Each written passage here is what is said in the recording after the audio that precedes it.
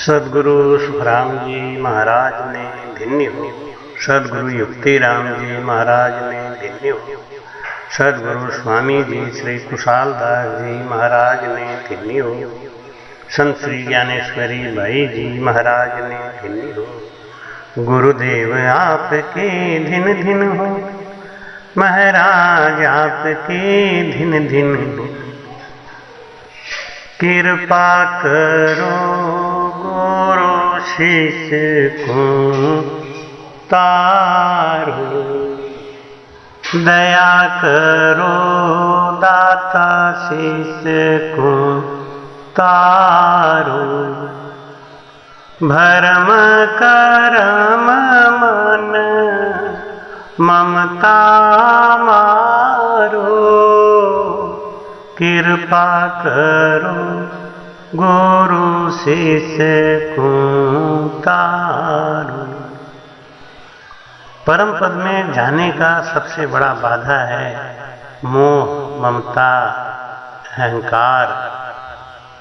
और ये कब जाता है? धीरे धीरे धीरे धीरे, जैसे वस्त्र का मैल धीरे धीरे कटता है, ऐसे ही भजन करते करते हमारे मन का मैल कट जाता है।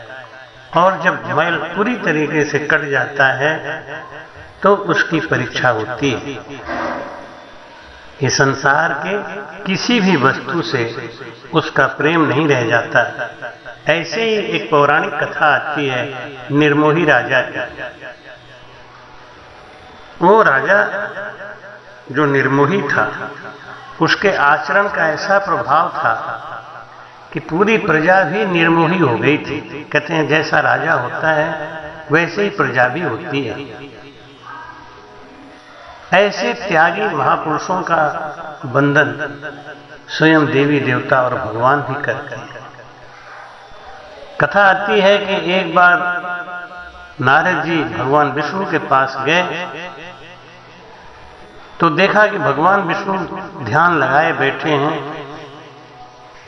नारद जी ने पूछा कि प्रभु, आंख बंद करके आप किसका ध्यान कर रहे हैं?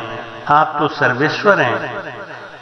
भगवान ने कहा, मैं अपने भक्तों का ध्यान करता हूं। नारद जी ने कहा, ऐसा भाग्यशाली कौन सा भक्त आपका है जिसका आप यहां बैठे ध्यान कर रहे हैं? भगवान बोले, इस वक्त मोह मर्द निर्मोही राजा का ध्यान कर रहा था। उसने संसार का सारा मोह त्याग दिया है। उसका आचरण करके उसका परिवार, उसकी प्रजा भी मोह त्याग दी है। नारद जी को बड़ा आश्चर्य हुआ। उन्होंने सोचा, मैं निर्मोही देश जाके राजा की परीक्षा लूंगा। नारद जी जब निर्मोही देश आए तो वहां के जंगल में राजा का इकलौता पुत्र शिकार खेलने आया था। नारद जी ने सिद्धि से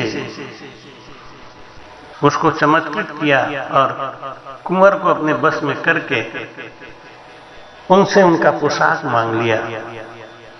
और उस पोशाक को मांग के उनको बोला कि आप कुछ देर यहीं ठहरो, मैं अभी आपका पोशाक वापस लाता हूं। उस पोशाक को अपने सिद्धि के बल से नारद जी ने इस तरीके से फाड़ा जैसे किसी शेर ने उसको फाड़ा हो, और उस पे खून का छिड़काव करके सिद्धि के बल से नारद जी वो वस्त्र लेके नगर में आए और सबको दिखाए कि देखो तुम्हारे देश का कुंवर उसको सिंह फाड़ के खा गया। लेकिन किसी ने इस बात में कोई आश्चर्य ही नहीं किया, कोई प्रतिक्रिया ही नहीं व्यक्त करी। तो नारद जी महल में आए, महल के दासी को बोले कि सुनिए दासी श्याम की बात सुनाऊं कोई, सिंह भिड़ासियो कंवर ने आषाढ़ पड़ियो मोह। ये दासी, इस संसार में इतना बड़ा जघन्य काम हुआ है तुम्हारे नगर में, तुम्हारे नगर के कंवर को शेर फाड़ के खा गया। दासी बोली, मैं नहीं हूं दासी श्याम की, नहीं है मेरा श्याम, परारब्ध सु भेटिया सुन ऋषि, सुनो ऋषि अभिराम, मेरा कोई कुंवर नहीं है और मैं किसी की दासी नहीं हूं।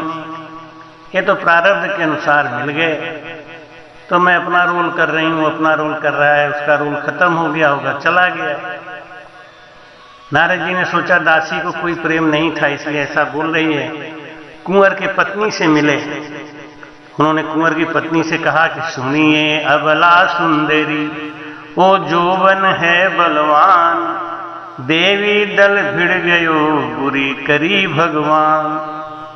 तुम्हारा पति वीर गति को प्राप्त हो गया, ये तुम्हारे पति का पोशाक है, तुमको देने आया हूं, इसको संभालो।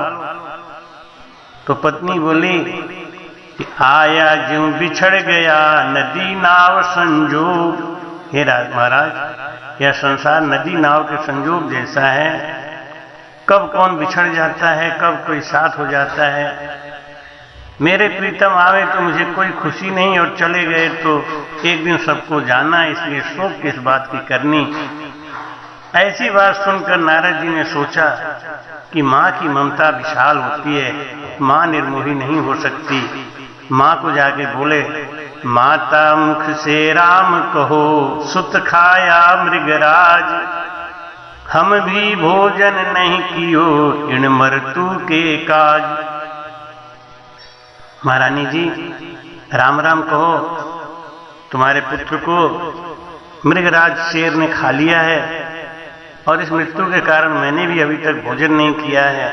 तो माता बोली, तरवर एक डाला घना पंछी बैठा आए, पौ फाटी पकड़ो भयो उड़ उड़ चौदिस जाए।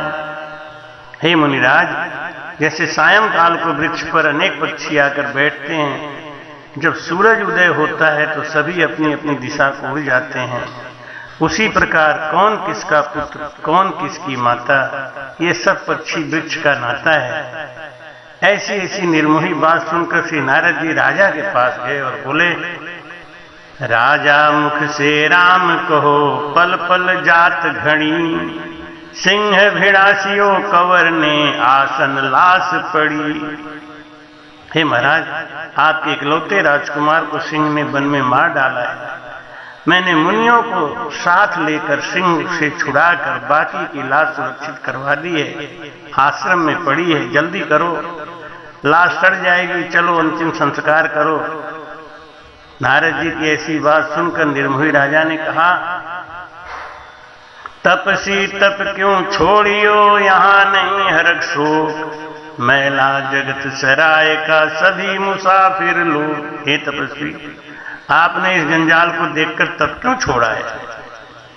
यह जगत एक सराय के समान है, यहाँ कई आते हैं और जाते हैं, हमको इनका कोई हरक शोक नहीं है। राजा की निर्मोही धैर्य गंभीरता की बातें सुनकर नारद जी ने प्रसन्न होकर मोहम्मद राजा के विवेक की प्रशंसा की और कहा, हे राजन, तुम धन्य हो, सचमुच यह संसार मिथ्या है, यहाँ कोई किसी का साथी नहीं है, यह मोह ही जीव के बंधन का सबसे बड़ा कारण। नारद बोले, धन धन नरपति, धन धन तुम्हारा देश, धन धन तुम्हारा गुरु, जिन दिया यह उपदेश। तुम्हारा सारा परिवार धन्य है, जो मोह के दलदल से बाहर निकल चुका है। तुम्हारी सारी प्रजा धन्य है, जिसको तुम्हारे जैसा राजा मिला है। और हे राजन, तुमको इस प्रकार का उपदेश देने वाले तुम्हारे गुरुदेव जी को नमन और धन्य है। ऐसा कहकर नारद जी रमणी कर गए। कहने का भाव ये है कि ये संसार में जब हम भजन करते करते निर्लेप हो जाते हैं, मोह खत्म हो जाता है, तो संसार हमें एक सराय नजर आता है। कौन हमेशा रहा जगत में, किसका यहाँ ठिकाना है, बांध ले अपना बिस्तर बंदे, ये तो देश बेगाना है ये जगत मुसाफिर खाना, ये सबको समझाए जा, गाए जा, गाए जा, राम के गुण गाए जा, करता जा, करता जा, राम भजन तू करता जा। सुबह शाम इस मन मंदिर में झाड़ू रोज लगाए जा, गाए जा राम के गुण गाए जा। करता जा राम भजन तू करता जा। गाए जा राम के गुण गाए